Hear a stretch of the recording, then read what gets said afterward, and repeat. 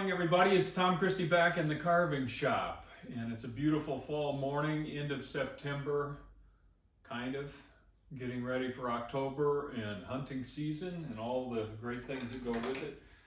This will be session 4 of carving a hooded drake Merganser Decoy, and if you haven't seen the previous sessions, we've taken this from a block of wood to where it is today.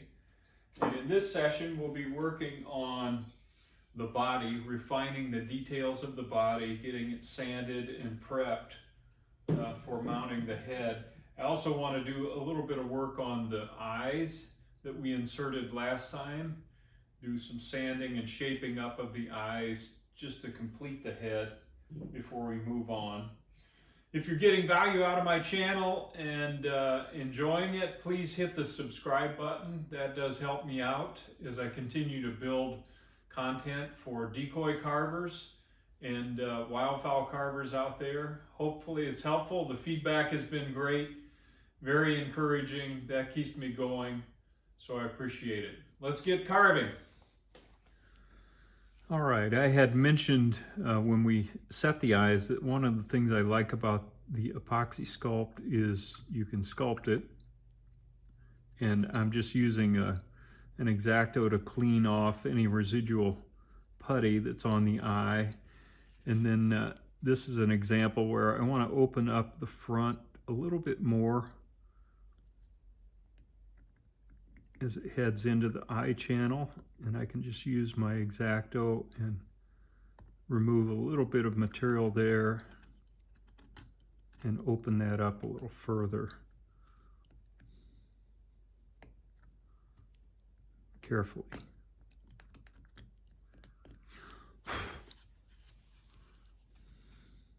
So let's take a look at the other eye. That looks pretty good. Just clean off the material again.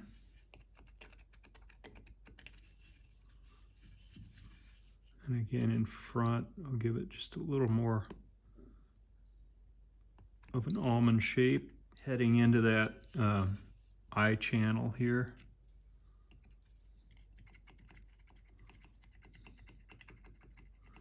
So I won't spend too much time. The shape is pretty good the way it is.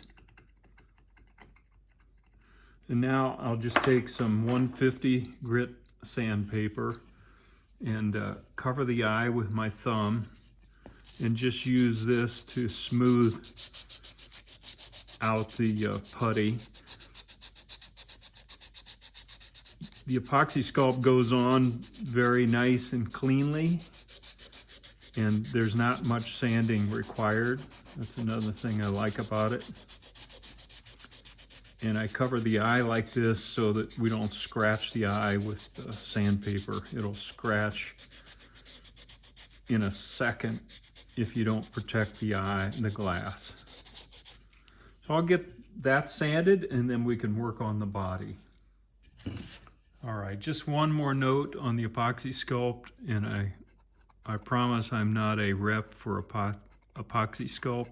You can use the side of your X-Acto and scrape, and that way you can get right up close where I don't want to get sandpaper next to the eye. But this does a nice job, kind of like in furniture making.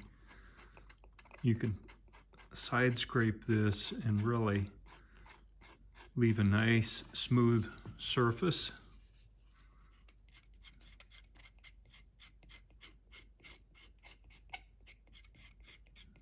So I just wanted to mention that technique as well.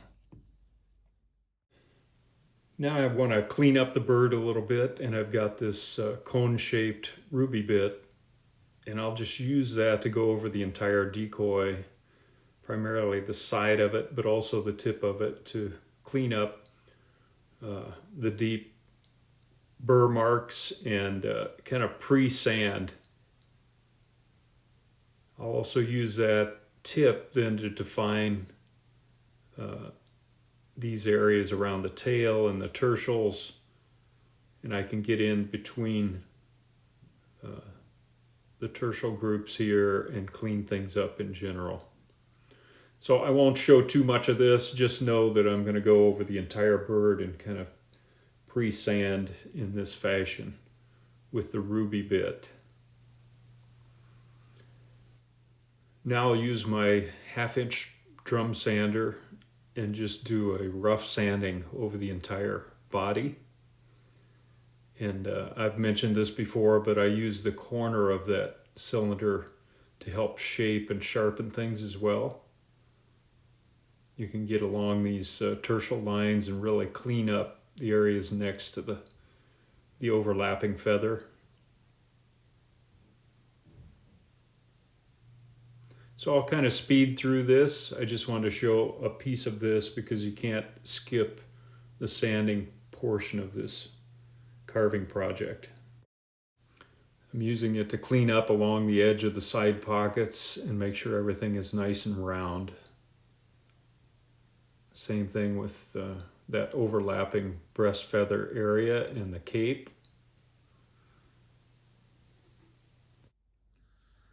All right, I've got the body pretty well sanded and smoothed, and I'm not going to do a lot of carving on the scapulars. These tertials are quite long, and I want to use a lot of paint up here to convey the dark feathers. But I am going to put some feather group bumps on the side pockets, both sides, to cast a few shadows, and that'll look nice with the vermiculation that will get painted on the side here. So it's coming together. I'll just get these bumps next and get those smoothed out, and then we'll be ready to mount the head to the body. I'm also not going to carve tail feathers. I'm going to keep this nice and smooth so that I can do quite a bit of painting on the tail as well. It's actually easier sometimes to do a nice clean paint job on a flat surface than working with all the ridges of carved tail feathers. So same with the primaries here. They're so short, there's so little of it exposed. I'm not going to try to carve those. I'll paint that in as well, that kind of detail. So you can just, everybody has to make their own decisions about how much detail you want to put in your carving, obviously. And I just wanted to go through a couple of items there with you. All right, I'm going to use my 1/4-inch cylindrical burr and go into these side pocket feather groups and just kind of do an outline in each area. This particular piece of Tupelo is pretty hard, so it's going to take some time to just carve these, sculpt them so that they're nice and soft looking. So I'm going to outline them first. This is actual speed, by the way. I will speed up the video in a bit, but I just wanted to show you kind of the speed that I'm carving at here. And there's quite a bit of work to get these bumps to look nice and rounded and soft, so I'll speed up the video from here, but I do want you to see the process. Now I'm going back to my outlines and taking material out kind of at the root of each feather group. So right there, so that some subtle shadows will be cast as the light comes down from the top on the side pocket. We don't want any harsh shadows, just nice soft shadows. And that'll contribute to the softness and the look of softness to the side pocket, which is not easy to do on a hard piece of wood, to make it look like it could be feathers.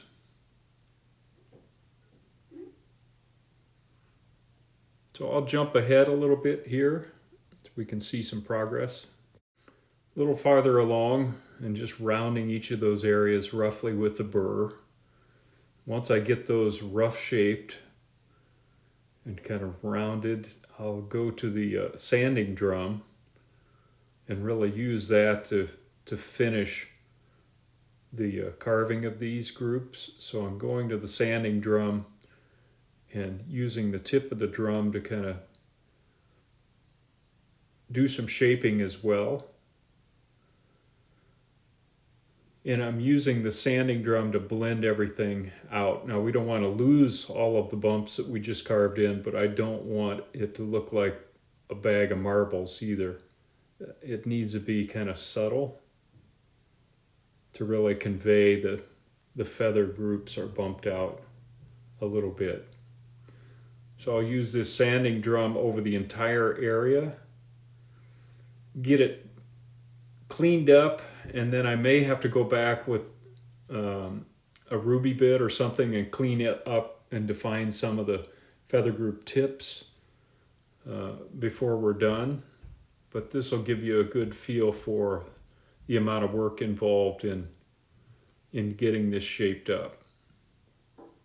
So I'll take quite a bit of time working these feather group bumps until I'm happy with the way they look, particularly as light projects down from the top. We want to get a good feel for that. Once I do the drum sanding, then I'll spend some considerable amount of time hand sanding, and this kind of tends to blend everything together and soften it further. Just a quick shot. I'm continuing to work on these areas to soften them up. But you can see kind of the way the bumps cast a little bit of a shadow. We don't want it to be too bumpy, so I'm going to keep sanding until I'm confident that it's nice and soft and projects soft, and eliminate all the grinding marks and any sharp edges that are going to cast an awkward shadow.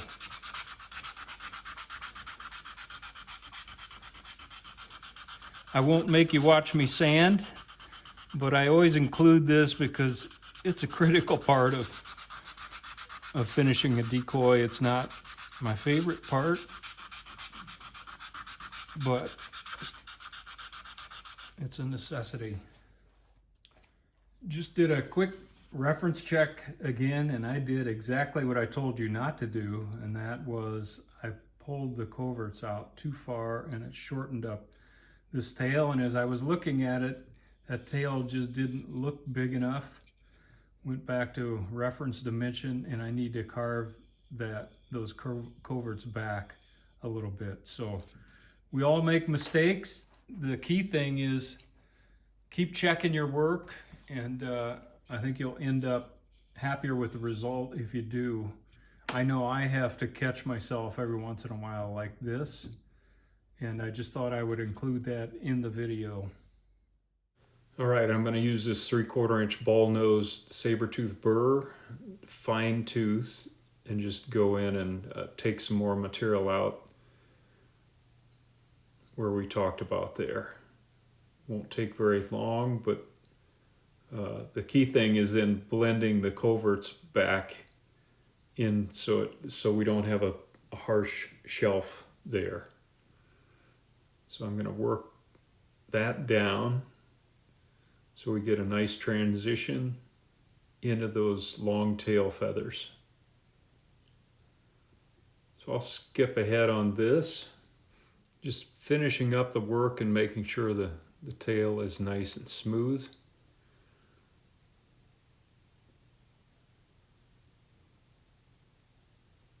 Now I'm going to change to my sanding drum and go ahead and finish the work there and smooth things out. And much happier with the way this tail projects. So again, I could have excluded this, but I think it's important, especially for beginning carvers, to know that these things happen. You just have to be diligent and keep checking your reference, and you'll get there. And finish that area up with a little hand sanding again. Much happier with that. It's going to look a lot more like a hooded Merganser tail. Just rechecking my reference dimension again, and that looks good. So the coverts are going to be right here instead of further down on the tail like I originally had them. Looking much better. All right, I never enjoy rework, but better now than after the bird is painted. And now we'll get the head glued on. Just going to use 5-minute DevCon epoxy.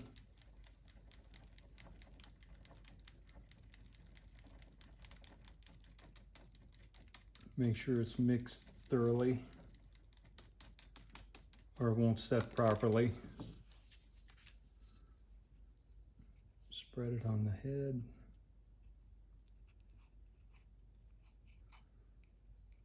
Try not to go overboard because I don't want a ton of glue squeezing out on the carving, but I want some, and it can be removed. I'm going to apply that to both surfaces.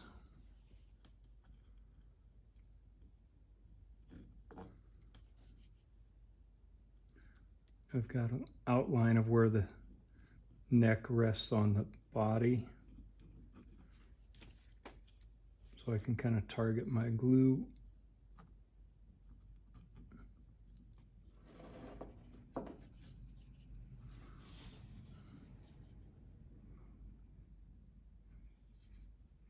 This bird has a big mating surface, so it's although I've lost my registration lines, so I want to make sure I know where the center line is.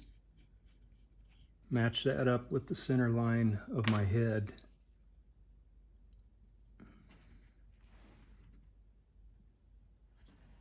Okay, that looks pretty good.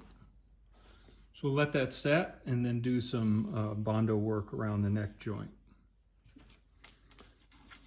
Okay, mixing up a little body filler. This happens to be Car Groom lightweight body filler. You can use Bondo. You can also use plastic wood to fill a neck joint and smooth it with acetone. Kind of gone to the body filler because it feathers out nicely and doesn't leave a seam line like plastic wood does at times. So I'm just going to work quickly and press this into the neck joint.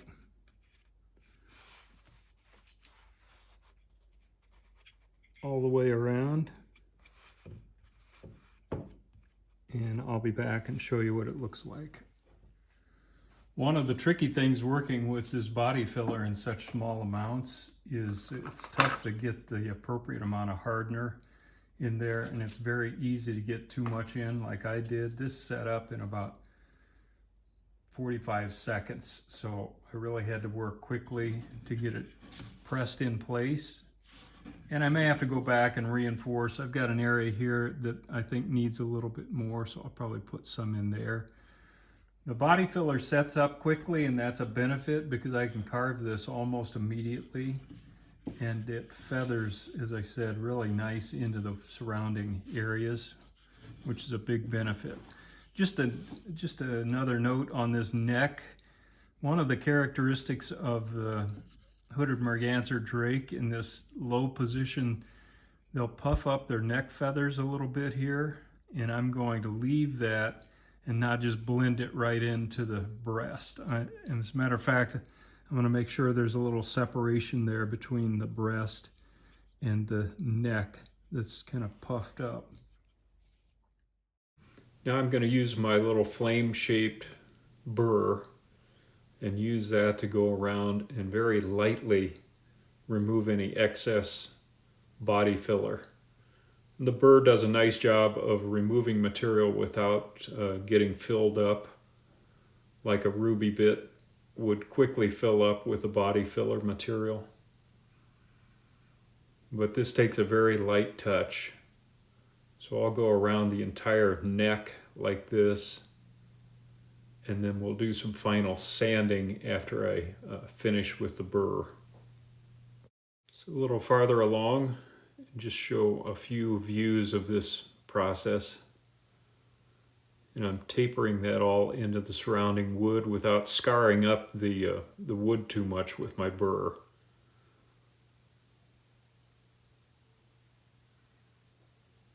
And now I'm just working that front area where I talked about we wanted a little separation.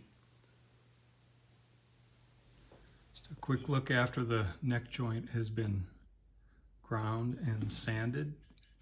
You can see that little bump I left in the front here. Now I'm going to use my belt sander and just smooth the bottom of the Decoy. And with Tupelo, this doesn't take very long at all. I just kind of rock it back and forth across the belt. And you can see where the remaining rough spots are, and you just go back at it a couple of times.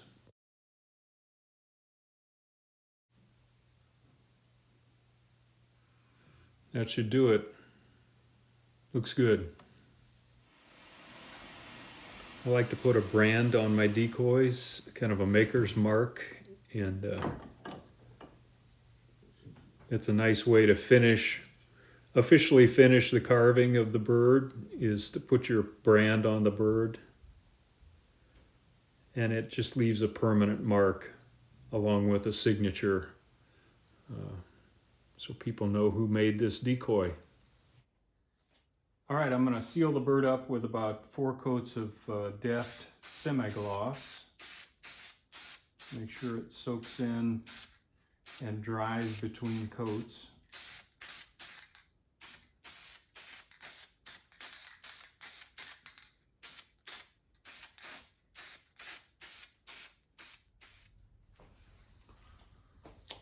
All right, the decoy is sealed up, and I've put a painting handle on the bottom and then masked off the bottom because I like to keep a natural wood finish on the bottom of my decoys.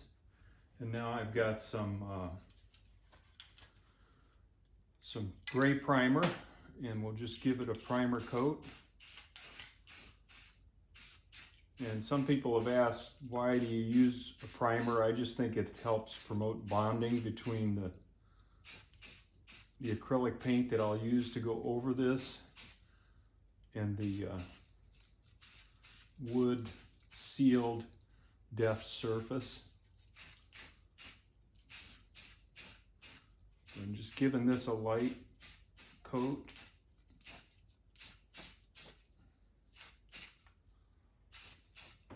Make sure all surfaces are pretty well sealed up. The other thing the primer does is it's the first time you get to see the decoy all one color, and sometimes it'll show you some flaws that you need to go back and deal with.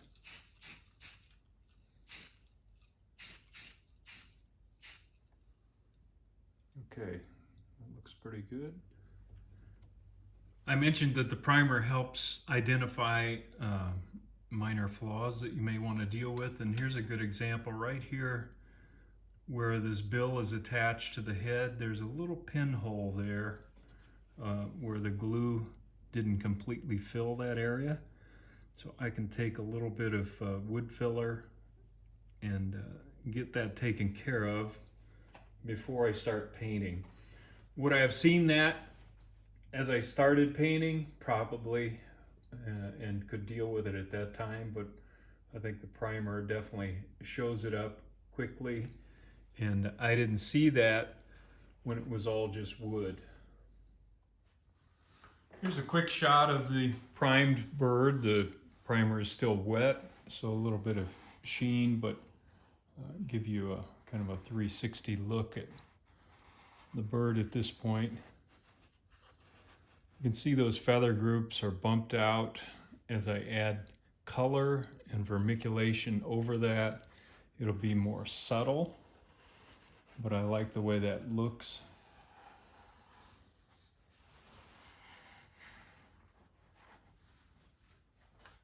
All right, everybody, that's a wrap on the hooded Merganser drake carving project. and I really like the way he turned out. I'm excited to get him painted and see the colors on this bird. I won't be doing a how-to painting video series on my YouTube channel for this bird in particular, but I will circle back and show you some finished photos of the painted bird for your reference from different angles. That might be helpful. You may not be doing a hooded merganser, and I get that, but the goal of this channel is to continue to add content so that it's available when you do want to carve a hooded merganser. The overall goal is to share this hobby and this joy and this admiration for waterfowl, to begin with people all over the country and all over the world, as corny as that sounds. But the YouTube channel allows us a big footprint, including international people that have reached out to me, and that's been so encouraging. The goal is to spread the joy of decoy carving and wildfowl carving so that other people can pick up this tradition that's been so important to me, and I think it's worth sharing. So until next time, Tom Christie signing out. Good carving to all of you.